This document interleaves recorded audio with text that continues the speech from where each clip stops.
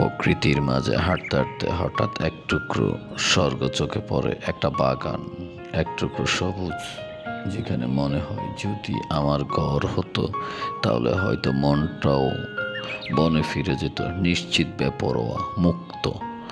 যেখানে ফুলেরা কথা বলে, গাছেরা জড়িয়ে ধরে, মন চাই থাকি সেখানেই, দূরে শহরের কোলাহল থেকে, বেপরোয়া এক জীবনের ঠিকানায়।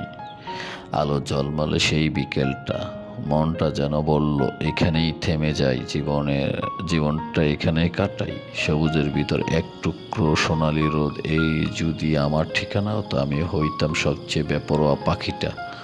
জীবনটা যখন আলো ছুঁয়েছে পাতায় পাতায়, তখন মনটা বলেছে শহর নয়, বাগানেই বাস চাই। যেখানে আলো নাচে পাতার ফাঁকে, সেখানে মনটাও নেচে উঠে বেপরোয়া ছন্দে। আলো, বাতাস, সবুজের বন্ধুত্ব।